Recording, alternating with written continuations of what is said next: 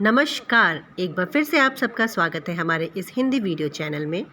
दो कलाकार शीर्षक कहानी मनु भंडारी द्वारा लिखी गई है, जिसमें उन्होंने सच्चे कलाकार की सच्ची पहचान बताई है।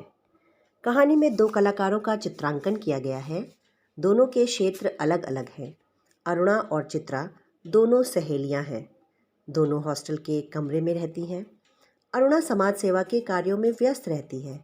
वह निर्धन तथा असहाय बच्चों को मैदान में बिठाकर बिना स्कूल के ही पढ़ाती है। अरुणा की सगाई मनोज नाम के एक युवक से हो चुकी है। अरुणा के विपरीत चित्रा एक कलाकार है। वह एक अमीर पिता की बेटी है जो उसे विदेश भेजना चाहते हैं। वह हर समय चित्र बनाने में व्यस्त रहती है। उसके जीवन का उद्देश्य ही एक महान चित्रकार बनना है। उसे अरुणा की समाज सेवा से संबंधित कामों से कोई सरोकार नहीं। तभी तो एक दिन अरुणा उससे कहती है, कागज़ पर इन निर्जीव चित्रों को बनाने की बजाय दो चार की जिंदगी क्यों नहीं बना देती? तेरे पास तो सामर्थ्य है, साधन है।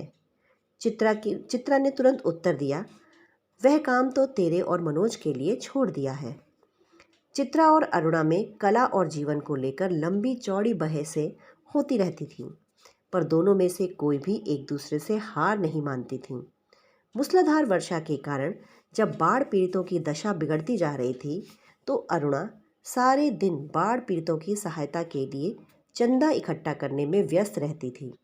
उसे अपनी परीक्षा का भी भय नहीं था। वह स्वयं सेवकों के साथ 15 दिनों के बाद लौटती है तो उसकी हालत बहुत खराब हो जाती है। चित्रा कुछ ही दिनों में चली जाएगी और एक सप्ताह बाद हिंदुस्तान की सीमा से बाहर चली जाएगी। चित्रा को हॉस्टल में बड़ी शानदार विदाई मिलती है। जाने से पहले वह सबसे मिलती है, पर अरुणा से नहीं मिल पाती। एक बार चित्रा गर्ग स्टोर के पेड़ के नीचे बैठी रहने वाली एक मृत भिखारिन तथा उसके रोते बिलखते दो बच्चों का स्केच बना ले आती है। विदेश जाकर चित्रा का बहुत नाम होता है। भिखारिन तथा उसके दो अनाथ बच्चों वाले चित्र की प्रशंसा में वहाँ के अखबारों के कॉलम भर गए। अनेक प्रतियोगिताओं में उसका अनाथ शीर्षक वाला चित्र प्रथम पुरस्कार पा चुका था। पहले वर्ष तो अरुणा से पत्र व्यवहार में नियमित रूप से बातचीत होती थी, पर काम कम होते होते एकदम बंद हो गई। चित्रा 3 साल बाद भारत लौटती है। वहाँ पे भी उसका भव्य स्वागत हुआ। दिल्ली में उसके चित्रों की प्रदर्शनी आयोजित की गई। वहीं भीड़ भाड़ में उसकी भेंट अरुणा से हो जाती है। अरुणा के साथ 2 बच्चे भी थे। पूछने पर अरुणा ने कहा कि ये मेरे बच्चे हैं, पर चित्रा को विश्वास नहीं हुआ। इन दोनों बच्चों को भी चित्रकला में रुचि थी। बच्चों की फरमाइश पर चित्रा उन्हें अपनी तस्वीरें दिखाती है।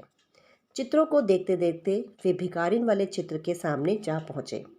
बच्चे उस चित्र को देखकर खुश नहीं हुए। तभी अरुणा के पति भी वहाँ आ गए। चित्रा के बार बार पूछने पर भी अरुणा ने उन दोनों बच्चों को अपने ही बच्चे बताए। बाद में अरुणा के द्वारा लाए गए चित्रों को देखकर फिर चित्रा अपने पति के द्वारा उन बच्चों को कुछ और चित्र दिखाने के लिए भेज देती है। फिर वह अपनी सखी अरुणा से पूछती है कि यह बच्चे किसके हैं। अरुणा बहुत मना करने के बाद जब चित्रा बहुत उससे आग्रह करती है तो अरुणा बताती है कि ये बच्चे उसके नहीं बल्कि वह उस चित्र की तरफ इशारा करती है जिस पर एक भिखारिन और उसके 2 बच्चे बैठे हुए थे। चित्रा अरुणा के द्वारा दिए गए संकेत को समझती है कि ये दोनों बच्चे वही हैं। यह सुनकर चित्रा की आंखें फटी की फटी रह जाती हैं। इस प्रकार ये कहानी यहीं समाप्त हो जाती है। कहानी का उद्देश्य यह है कि इस कहानी में 2 सहेलियों का चित्रण किया गया है जो कॉलेज के हॉस्टल में एक ही कमरे में रहती हैं, पर दोनों के जीवन का लक्ष्य अलग अलग है। अरुणा के जीवन का लक्ष्य समाज सेवा है, जबकि उसकी सहेली के जीवन का उद्देश्य एक महान चित्रकार बनना है। मनु भंडारी दोनों पात्रों के माध्यम से यह स्पष्ट करती है कि कलाकार की सच्ची पहचान क्या होती है। चित्रा के अनुसार अच्छे चित्र बनाना ही सच्चे कलाकार की पहचान है, जबकि अरुणा के अनुसार इन निर्जीव चित्रों को बनाने में समय बेकार करने से कहीं बेहतर है कि जीवित प्राणियों का कुछ भला किया जाए। जो निर्धन है, असहाय है, पीड़ित है और शोषित हैं, उनके जीवन में सुधार लाने का प्रयास किया जाना चाहिए। अगर आपको हमारा ये वीडियो पसंद आया हो तो प्लीज़ इसे लाइक, सब्सक्राइब और शेयर ज़रूर करें। धन्यवाद।